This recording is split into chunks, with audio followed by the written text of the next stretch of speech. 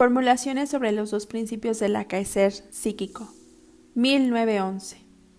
Desde hace tiempo hemos observado que toda neurosis tiene la consecuencia, y por tanto probablemente la tendencia, de expulsar al enfermo de la vida real, de enajenarlo de la realidad. Un hecho de esta naturaleza no podía escapar a la observación de P. Janet. Él habló de una pérdida de la función de lo real, como rasgo particular de los neuróticos, pero lo hizo sin establecer el nexo de esa perturbación con las condiciones básicas de la neurosis. El introducir el proceso de la represión en la génesis de la neurosis nos ha permitido discernir ese nexo. El neurótico se extraña de la realidad efectiva porque la encuentra insoportable. El tipo más extremo de ese extrañamiento de la realidad objetiva nos lo muestran ciertos casos de psicosis alucinatoria en los que debe ser desmentido el acontecimiento que provocó la insania. Ahora bien, eso es justamente lo mismo que hace todo neurótico con una parcela de la realidad objetiva. Así, se nos impone la tarea de investigar en su desarrollo la relación del neurótico y, en general, del hombre con la realidad, y de tal modo incorporar el significado psicológico del mundo exterior real objetivo a la ensambladura de nuestras doctrinas. Dentro de la psicología fundada en el psicoanálisis, nos hemos habituado a tomar como el punto de arranque los procesos psíquicos inconscientes, de cuyas peculiaridades devenimos consabedores por el análisis. Los juzgamos los más antiguos, los primarios, relictos de una fase del desarrollo en que ellos eran la única clase de procesos anímicos. La tendencia principal a que estos procesos primarios obedecen es fácil de discernir. Se define como el principio de placer, displacer, o más brevemente el principio de placer. Estos procesos aspiran a ganar placer, y de los actos que pueden suscitar displacer, la actividad psíquica se retira. Represión. Nuestros sueños nocturnos, nuestra tendencia de vigilia a esquivar las impresiones penosas, son restos del imperio de ese principio y pruebas de su jurisdicción. Retomo hilaciones de pensamiento que he desarrollado en otro lugar, suponiendo ahora que el estado de reposo psíquico fue perturbado inicialmente por las imperiosas exigencias de las necesidades internas. En este caso, lo pensado fue puesto de manera simplemente alucinatoria, como todavía hoy nos acontece todas las noches con nuestros pensamientos oníricos. Solo la ausencia de la satisfacción esperada, el desengaño, trajo por consecuencia que se abandonase ese intento de satisfacción por la vía alucinatoria. En lugar de él, el aparato psíquico debió resolverse a representar las constelaciones reales del mundo exterior y a procurar la alteración real. Así se introdujo un nuevo principio de la actividad psíquica. Ya no se representó lo que era agradable, sino lo que era real, aunque fuese desagradable. Este establecimiento del principio de realidad resultó un paso grávido de consecuencias. 1.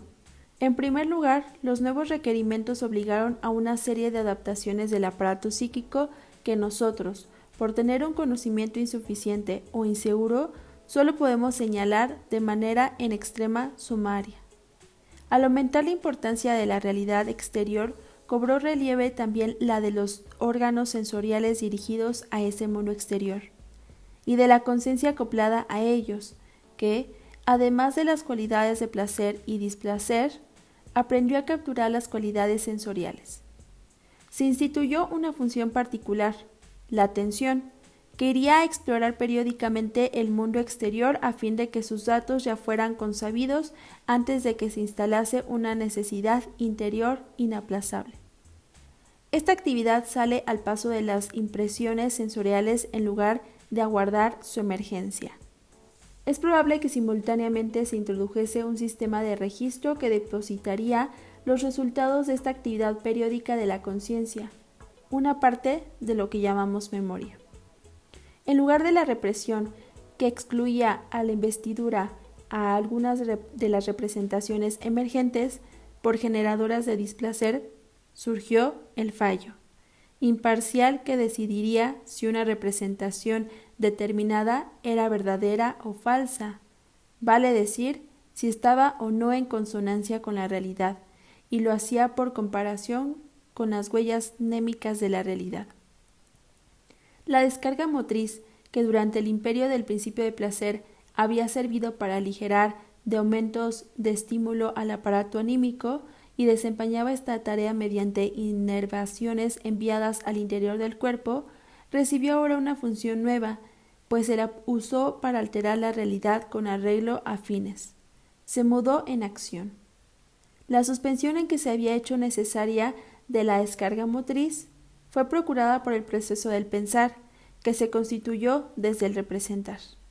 El pensar fue dotado de propiedades que posibilitaron al aparato anímico soportar la tensión de estímulos elevada durante el aplazamiento de la descarga. Es en lo esencial una acción tentativa con desplazamiento de cantidades más pequeñas de investidura, que se cumple con menor expendio de éstas. Para ello se requirió un transporte de las investiduras libremente desplazables a investiduras ligadas, y se lo obtuvo por medio de una elevación en el nivel del proceso de investidura en su conjunto. Es probable que en su origen al pensar fuera inconsciente, en la medida en que se elevó por encima del mero representar y se dirigió a las relaciones entre las impresiones de objeto, entonces adquirió nuevas cualidades perceptibles para la conciencia únicamente por la ligación con los restos de la palabra. 2. Una tendencia general de nuestro aparato anímico que puede reproducirse al principio económico del ahorro de gasto parece exteriorizarse en la pertinencia del aferrarse a fuentes de placer del que se dispone y en la dificultad con que se renuncia a ellas. Al establecerse el principio de realidad, una clase de actividad del pensar se escindió. Ella se mantuvo apartada del examen de realidad y permaneció sometida únicamente al principio de placer. Es el fantasear, que empieza ya con el juego de los niños y más tarde, proseguido como sueños diurnos, abandona el apuntalamiento en objetos reales. 3.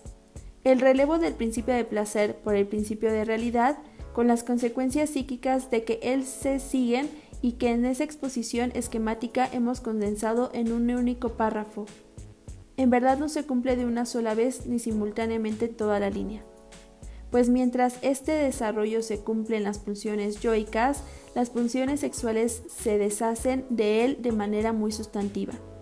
Las pulsiones sexuales se comportan primero en forma autoerótica, encuentran su satisfacción en el cuerpo propio, de ahí que no llegan a la situación de la frustración, esa que obligó a no instituir el principio de realidad.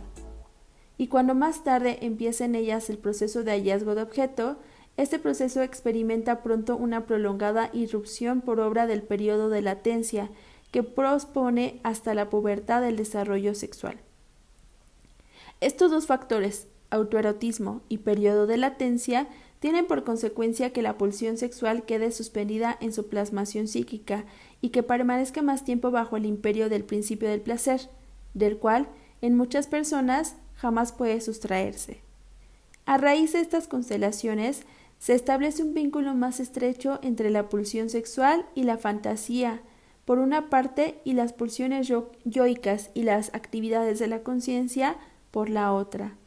Tanto en las personas sanas cuanto en las neuróticas, este vínculo se nos presenta muy íntimo, aunque las actuales consideraciones de psicología genética nos permiten discernirlo como secundario.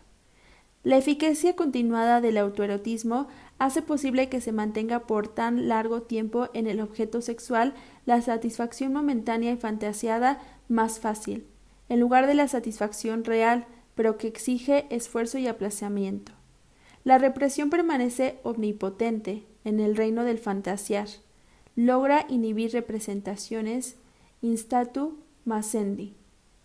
Antes que puedan hacerse notables a la conciencia, toda vez que en su investidura pueda dar ocasión al desprendimiento de displacer.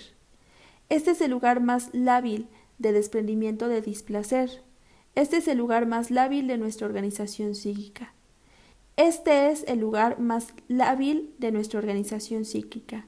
Es el que puede ser aprovechado para llevar de nuevo bajo el imperio del principio de placer procesos de pensamiento ya ajustados a la ratio.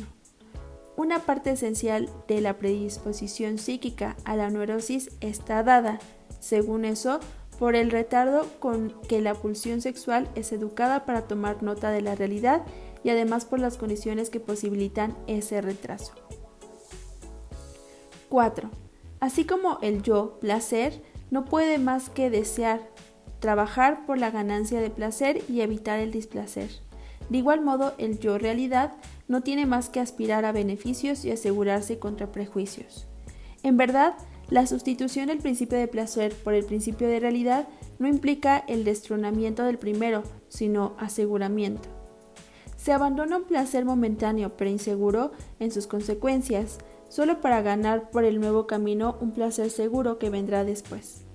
Sin embargo, la impronta endopsíquica de esta sustitución ha sido tremenda, que se reflejó en un mito religioso particular.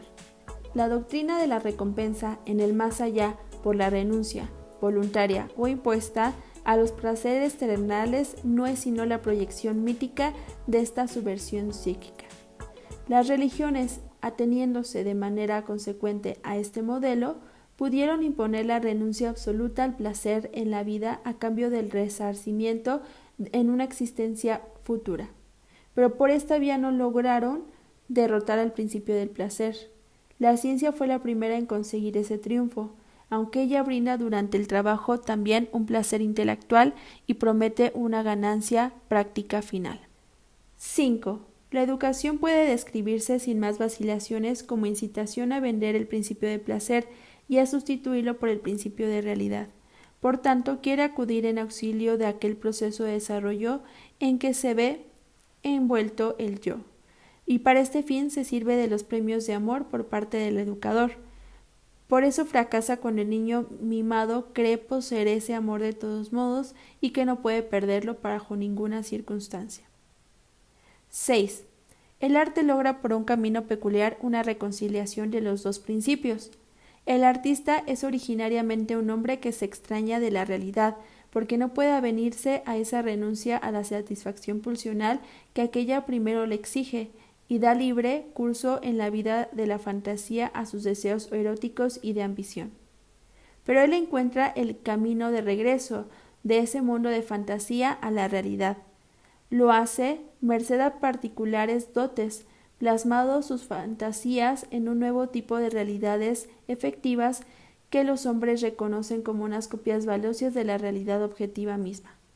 Por esa vía se convierte, en cierto modo, realmente en el héroe, el rey, el creador, el mimado de la fortuna que querría ser, sin emprender aquello el enorme desvío que pasa por la alteración real del mundo exterior. Ahora bien, solo puede alcanzarlo porque los otros hombres sienten la misma insatisfacción que él con esa renuncia real exigida. Porque esa insatisfacción que resulta de la sustitución del principio del placer por el principio de realidad constituye a su vez un fragmento de la realidad objetiva misma. 7.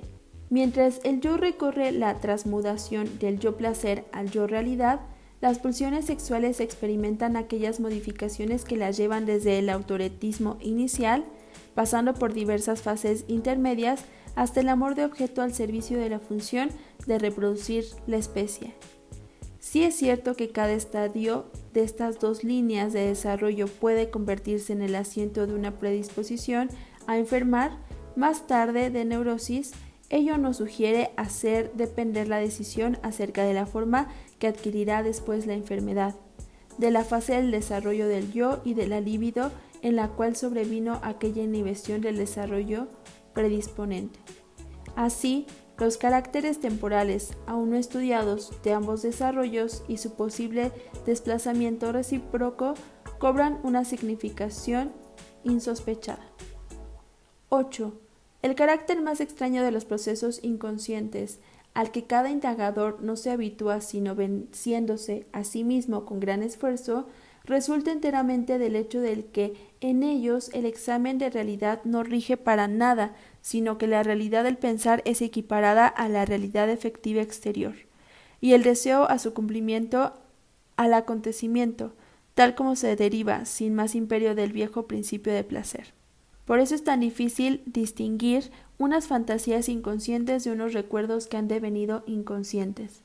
Pero no hay que dejarse inducir al error de incorporar en las formaciones psíquicas reprimidas la valoración de la realidad objetiva y, por ejemplo, menos apreciar una fantasía respecto de la formación de síntomas por cuanto justamente no son realidades efectivas ningunas, o derivar de alguna otra parte un sentimiento de culpa neurótico porque en la realidad efectiva no pueda demostrarse que se cometió un delito.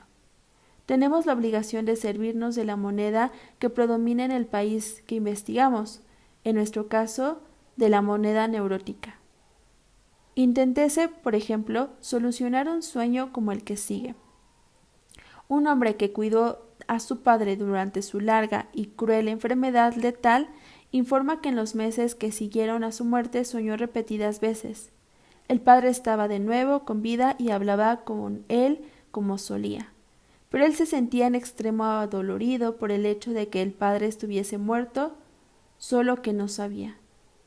Ningún otro camino nos lleva a la comprensión de ese sueño, que parece absurdo, si no es el agregar, según el deseo del soñante, o a causa de su deseo, a las palabras que el padre estuviese muerto, y el añadir que él lo deseaba, a las últimas palabras. El pensamiento onírico reza entonces.